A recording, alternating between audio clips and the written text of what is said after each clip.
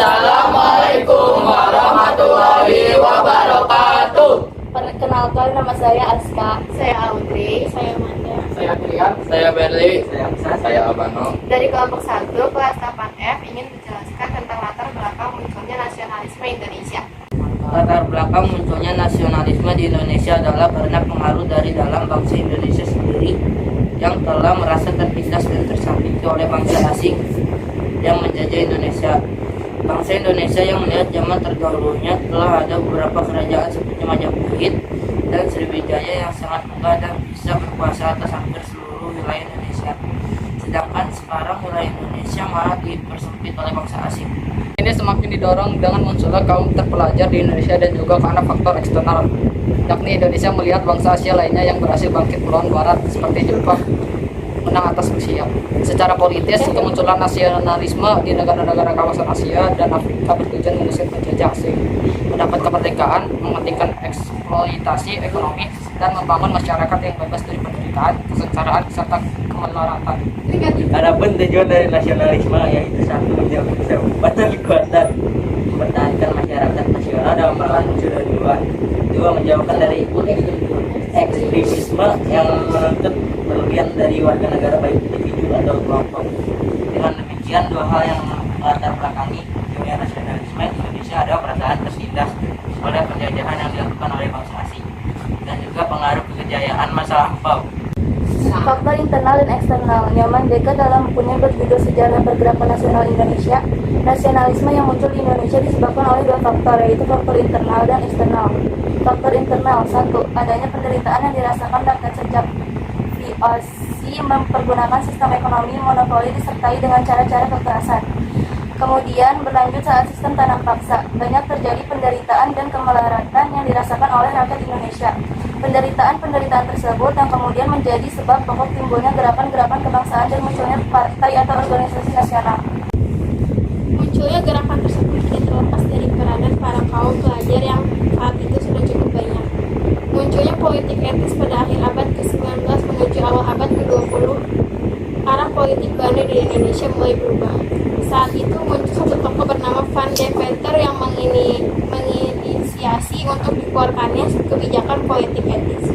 Gagasan tersebut disampaikannya atas dasar keuntungan bagi Belanda. Ia menganggap wajar apabila Belanda memberikan balas budi atas perilaku tersebut.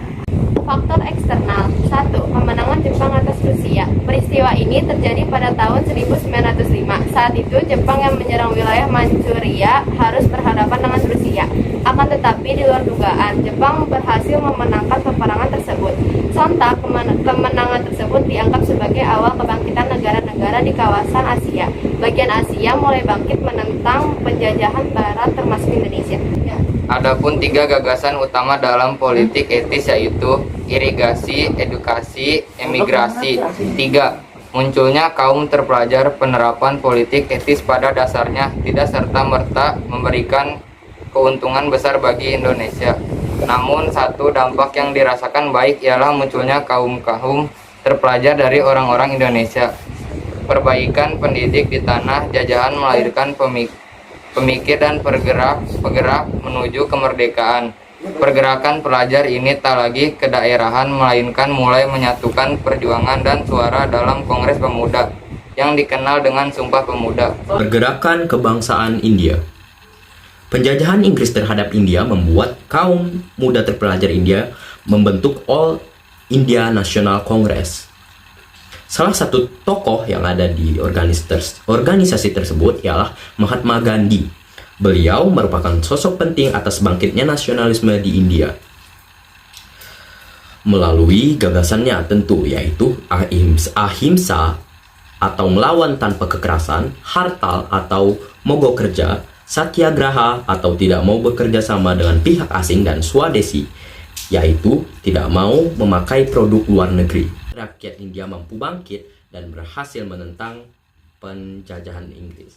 Dalam perkembangannya ada 5 tahapan nasionalisme di Indonesia, yakni masa perintis sebelum tahun 1908, masa penegas tahun 1928, masa pencoba tahun 1938, masa pendobrak 1945 dan masa pelaksana 1945 sampai dengan sekarang.